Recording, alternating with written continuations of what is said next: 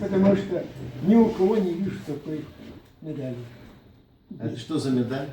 Это то, что я с начала войны работал на фронте. Понятно. Будучи подростком, я много лет проработал на авиационном заводе, собирая бомбосбрасыватели и так далее и тому подобное. Так что честь имею. Это было не так давно. Это было всего лишь навсего, это 74 года назад, или даже меньше. Вот так. Значит, в отношении 2 минуты. Только про опыление, только 2 минуты.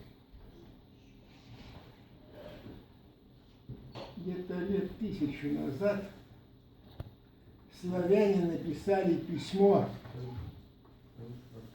Куда? Нормально, на север. Приходите к нам, княжики, велика и обильна Русь наша, порядка нету. И варяги пришли.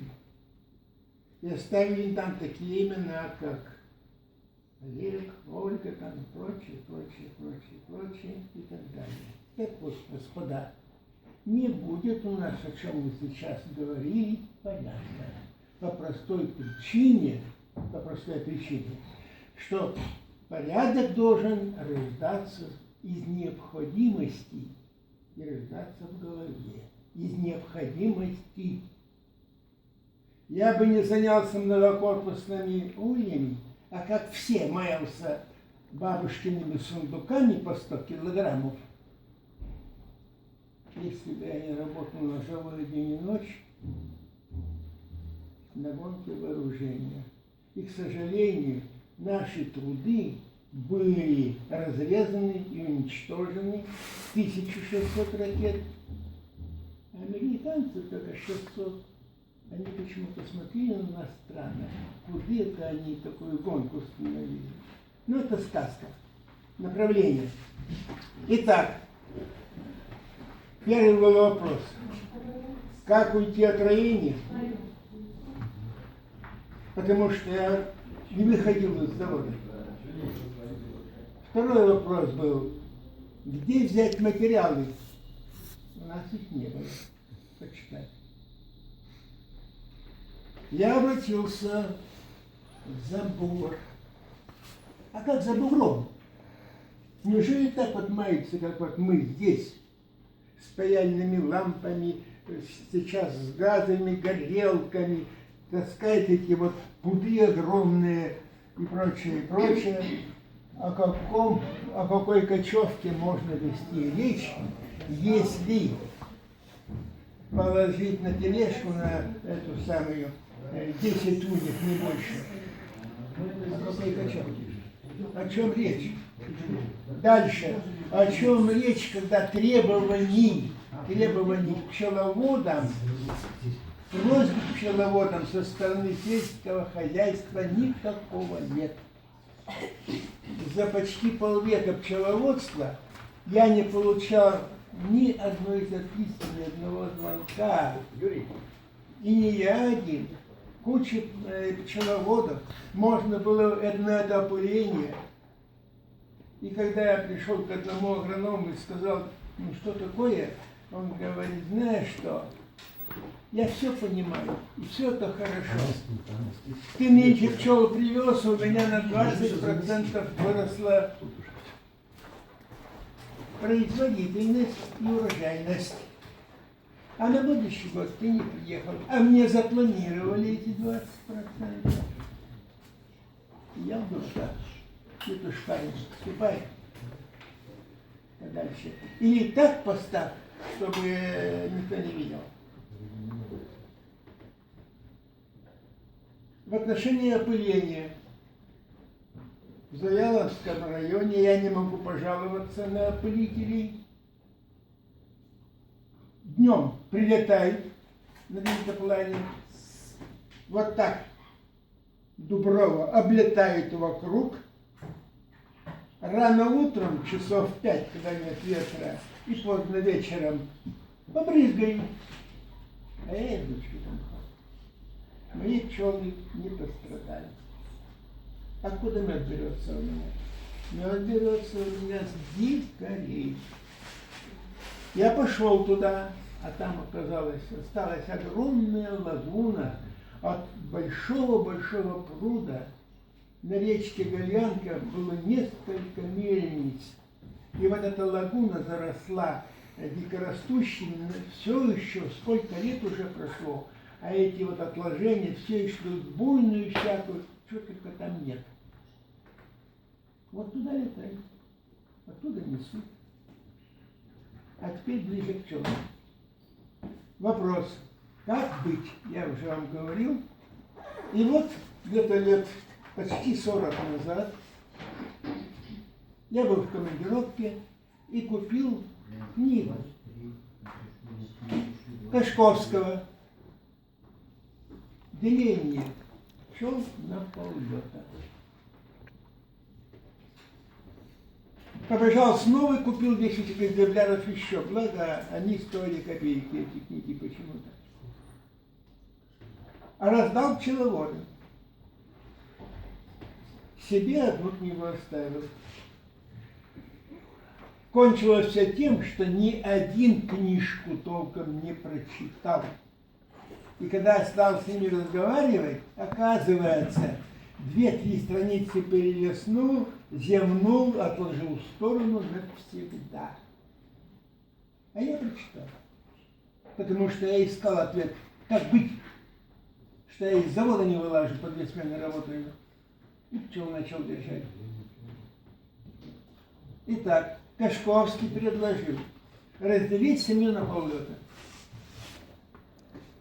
Стоит основная семья, от нее ее относят в сторону, назад. Ставят 2 улья, значит, одна семья на старике стоит, вторая тут. И семью делят пополам. Пчелы разлетаются, примерно одинаково кладут, оставляют в семье расплод, всякий возрастной, и одну из семей увозят куда-нибудь на другой тачок. Там, где нет матки, пчелы закладывают маточники. Говорят, что маточники, которые, значит, вот свящевые, это здесь вполне матки, там плохие, господа, весь мир выводит свящевых маток, искусственно их осеменяет и продает. И никто не бракует этих маток. Весь мир. И вот такие вот придумки. Я воспользовался этим способом и стал на поллета делить семьи. Но мне много семей было не надо, и я матку, сигалетку, которая вышла из священного маточника, вот эту семью оставил, матка облетелась, а старую мать из гнездо использовал как донора. То есть переставлял рамки сюда, когда молодая мать облетелась, начала сеять, но сразу предупреждает, пока не будет печатного расплода, хотя бы вот столичка, ставить сюда рамки от донора нельзя.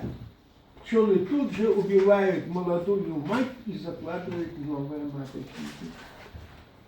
Итак, чтобы этого не произошло, обязательно должно быть в семье небольшой участок запечатанных, значит, пчел.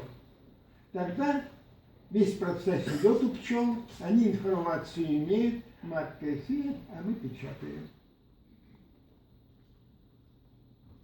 То есть нет сиротства, нет паники, и они не закладывают маточники. Таким образом, я избавился от курения. Но осознанно, чтобы это вот планировать, специально создавать, это просто у меня была палочка-выручалочка, чтобы у меня семьи не изжарились, поскольку я не могу, значит, идти в огород. Я в огороде держал. Значит, вот был такой выход. Прошло какое-то время, значит, я оказался в Дуброво, сменились условия, лепников нет, и я начал заниматься и искать способы, как уйти от роения без потери в семье, именно без потери. Очень просто. Система простая. До 10 мая, значит, я отнимаю матку в отводах. Это для вас, у кого бабушкины сундуки, надо поставить перегородку плотную, 5 рамок поставить, отделить отводок с маткой. Здесь пчелы заложат маточники. И если это сделано до 10-го, они могут оставить одну матку себе. Если позднее это будет к краевой системе, к началу подготовки к роению, они там оставят 5-6. Если вам нужны маточники, вы должны на этой рамке раздавить вокруг этих мисочек маточных, уже заложенных, с тем, чтобы потом маточники вышли, и их можно было бы вырезать. Как с обратной стороны все стамески выдираешь, так и между этими вот заложенными мисочками. Тогда легко вырезал кусочек. И можно реализовать у себя. Как в настоящий момент я делаю? Поскольку у меня многокорпусные ульи, это для нас дело темное, незнакомое и игнорируемое сплошную. Почему? Грамотежку надо иметь побольше. А водить у нас туго. Читать не читаем, экспериментировать не экспериментируем. Как началось роение? Пожарный случай. Пчелы, говорят, пчеловод. Нет, пчеловод не пчеловод. А пчелы водят пчелам. Пчелы делают свою программу природную, многовековую, миллионнолетнюю, а пчеловод только успевает. Как в русской печи, не вытащил сковородку, так и подгорело все, так и тут. Значит, чтобы заниматься вот этой проблемой, надо немножко быть пограмотнее. Много читать и каждый год одну семью на эксперимент. Пробовать. Так. Вот я пробовал, до того допробовался, что все ульи деревянные в сторону. 10 лет назад я купил на 72 тысячи, это в то время были деньги большие, это еще 4-5 раз деньги изменились. Я купил пенопластовые ульи. И как всегда в России тюп-ляп, мне прислали целый контейнер брака. Я пригрозил судом. Потому что товарищам объяснил, я не получил желаемую прибыль из-за ваших ульев. На что я рассчитывал? Я на вас подам в суд, и пару миллиончиков я из вас выдерну за это. За то, что вы у меня столько отобрали время и так далее и тому подобное. те согласились на то, оставь усирать Бога все, что у тебя есть, и послали мне новый контейнер. Поразмыслив, я создал небольшой станок, оборудование. И один из контейнеров, первый, переделал. Значит, здесь у меня пчелы работают, а все, вот, что мне было брать, мне послали, я все исправил. Поскольку мы вдвоем с соседом занимались, это мы все поделили пополам. До сих пор я пользуюсь этими ульями, очень удобно. Улей 10-рамочный, на рамку 230 и улей на рамку 300 миллиметров. Есть магазины, есть кормушки, дно взаимозаменяемое, ульи очень удобное. И вот в этих ульях я делаю следующее. Весной, где-то вот, около 10 числа, между 1 маем и 10 числом, я беру и матку отделяю от гнезда. Матку в корпус, внизу гнездо остается, решетку, корпус с сушью, еще решетку, и матка с корпусом ставится сверху. В семье сиротство. И пчелы внизу выводят, как правило, одну матку. Как правило. Они выводят много, разгрызают. Одну лучше оставляют себе матку. Таким образом, матка выводится ранее в гнезде, в тепле, там основная семья. Кверху матка пошла с одной рамкой печатного расплода, а остальное там сушь, одна кормовая рамка и 2 рамки вощины.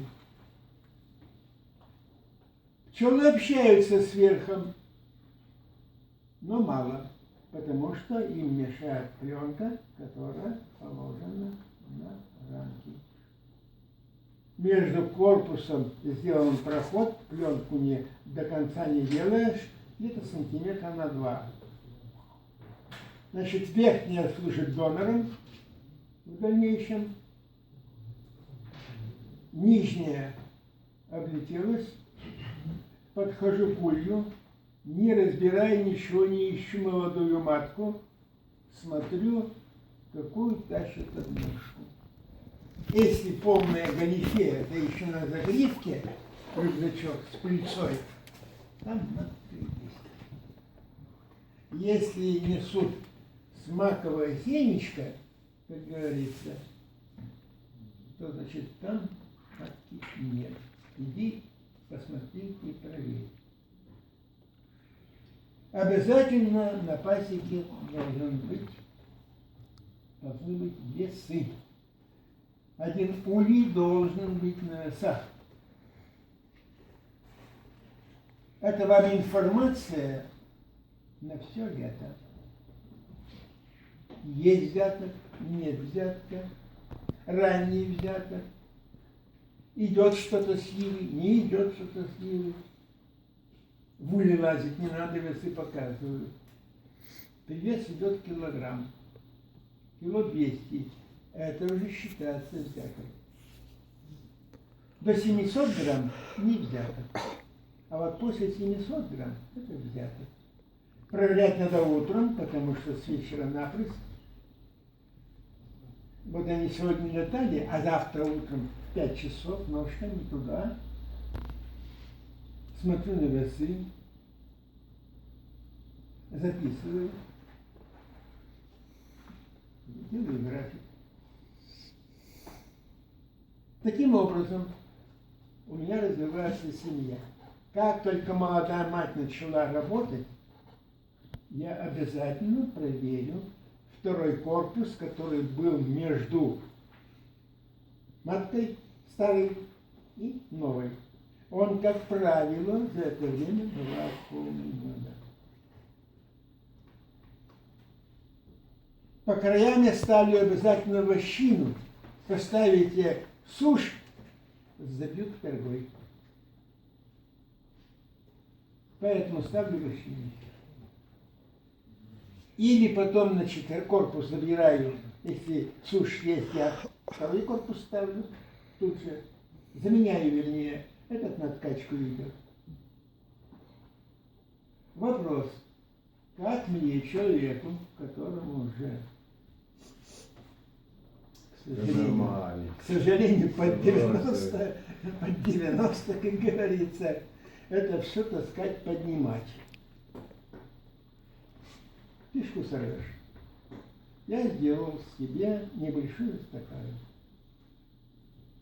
Это трубы высотой 2,5 метра, закопанные на полметра, покрашенные. Вверху сделано как призма, разрезано этой самой болгаркой и раздвинуто немножко. И лежит 5-метровая труба.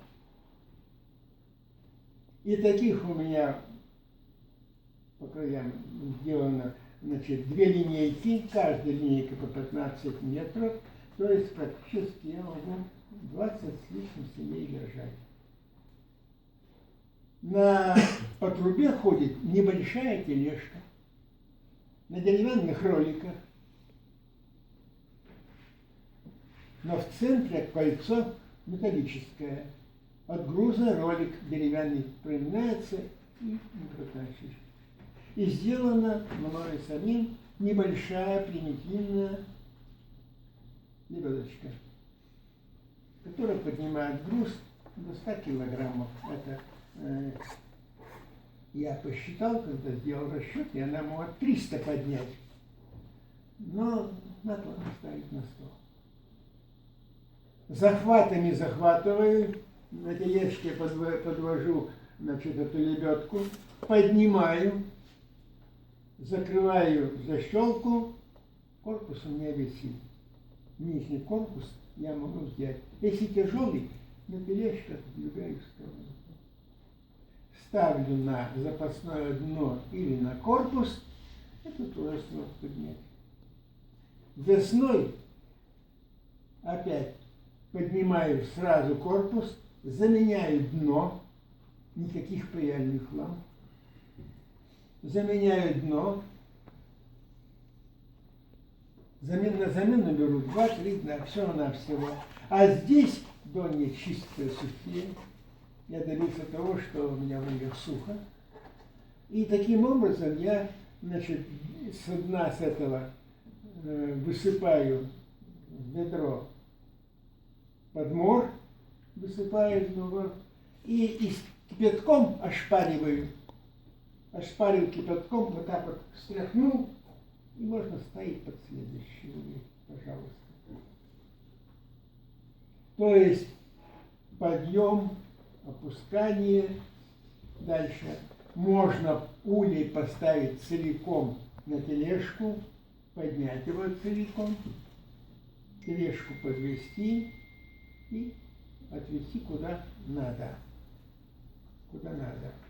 Таким образом, у меня получается за лето 3 корпуса, 4 корпуса, я еще магазины ставлю. И, конечно, матку, которая наверху у меня стоит, когда начинается главный взяток, я ее оттуда снимаю. Поскольку посуда у меня есть, значит, дно ставлю, крышу ставлю и один корпус. С этой маткой со старой как быть? Значит, можно поступить, если надо. Что? Увеличить пасеку. Оставьте его как вот. Матка-то прошлогодняя. Можно поступить по-варварски. Это среди пчеловодов. Когда, значит, любимого поросенка, который тебя знает, хрюкает и об ногу тебе трется, втыкают нож, значит, это в порядке вещей. Коровушку, которая знает хозяина и хозяйку, режут в порядке вещей. А вот у матки, матку уничтожить, видите грех? Мать, царица. Ну, что такое людей в головах нет? Значит, Лонин, автор, предлагает у матки одну лапку ножницами отрезать. Матка не может сеять, потому что она опирается лапками задними за краешек ячейки, опускает туда туловище свое и приклеивает туда яйцо. Бракованную матку пчелы сразу вычисляют и закладывают туда маточник. Тихая смена матки. Все. Но я этот способ не применяю. Я не применяю. Я делаю проще.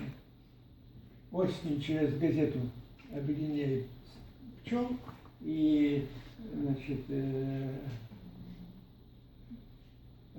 даю возможность пчелам решить самим, а кого им оставить. Все равно я весной ее буду менять. Сигаретки летом, как правило, не роятся. Сигаретками пчелы очень активно работают. Засев бывает идеальный. Сигаретки на 20 дней дольше под осень интенсивнее сеют, и семьи идут довольно усиленные. Трехлетняя матка, начиная даже в двухлетней матка даже уже сеет на 20% меньше. А трехлетняя вообще, это уже из нее все взяли. Таким образом, я избавился от ранений, избавился от вывода маток. У меня есть жентерский сорт, я выводил маток. Я от этого дела избавился. Пчелы сами себе выводят внизу матку. Пчела, семья не роится. Ну, если год хороший, то быть с медом. Вот, пожалуйста, вам все, какие будут у меня вопросы. У меня вопрос. Извините, конечно. Да. Я тут не вообще. А вот вы это подъемник только вот нижнее убрали. И все, поднимаете. И второй брат. А корпуса-то у вас сколько, говорите, 4-5 ставите? Вы наверх ставите? Сколько? Значит, Вы ставите корпуса сверху или снизу? одну минуточку. Сейчас я договорю. Корпус пустой ставим через решетку. Если внимательно слушаете, Извините, то следующий будет магазин стоять. Опять с решеткой. И матка старая будет стоять наверху. я все это Так, понимаю. одну Вопрос минуточку. простой. Вы не прослушали, даже внимательно слушайте. Когда молодая мать начинает сеять, я проверяю корпус, который стоит на пчелиной семье, там, где молодая мать. Он, как правило, бывает уже полностью медом. Вниз ставить корпуса снизу только в холодное время. Летом этой надобности нет. Местами корпуса не меняют. Это ненужная работа. Чем меньше трудовых затрат, тем лучше идут пчелы.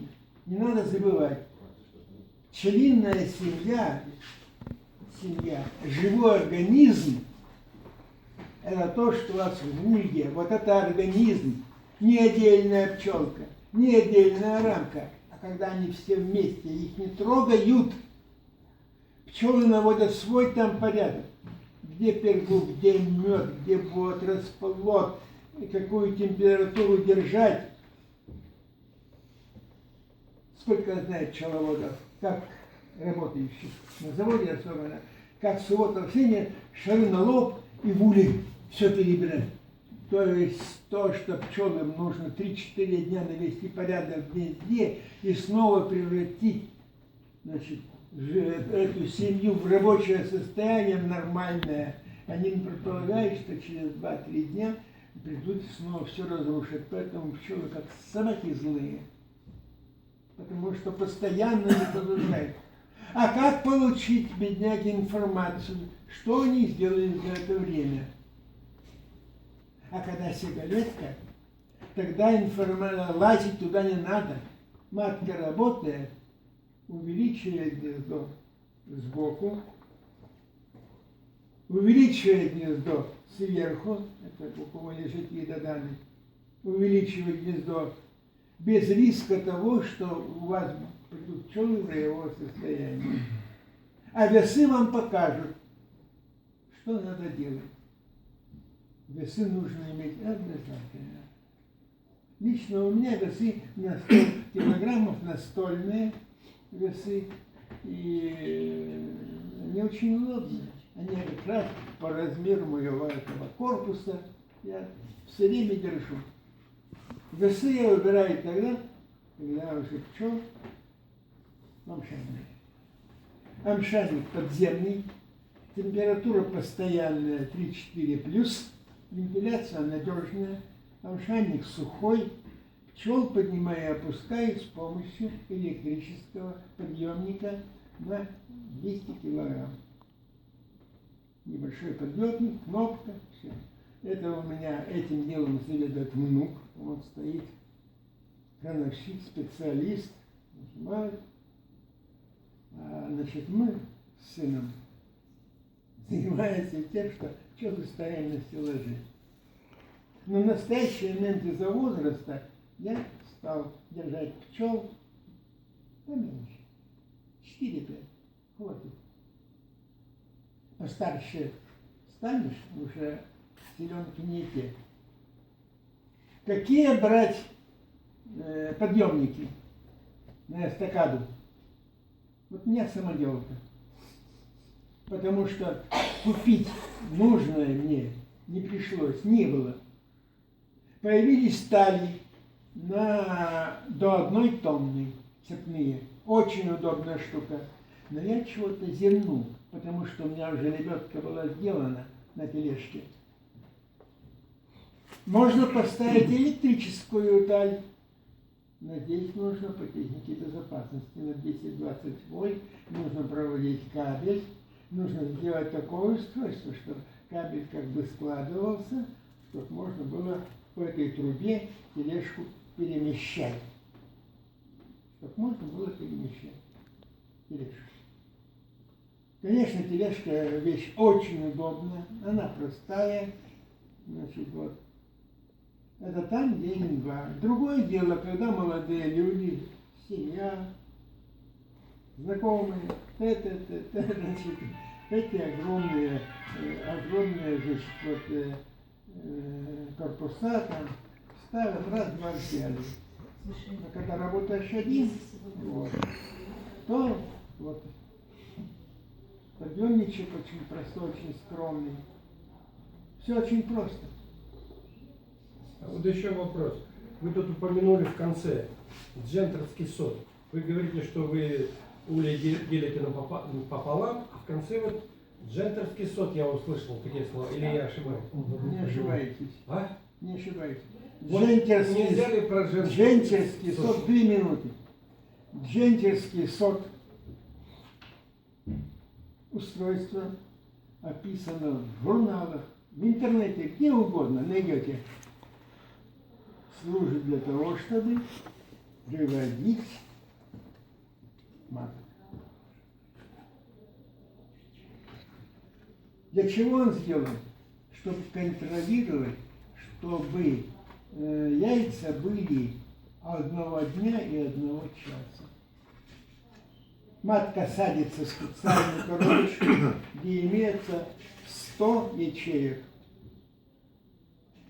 Матка в течение 1,5-2 часов засевает это все, ее выпускают в гнездо обратно, оставляет на пару дней вот этот сок.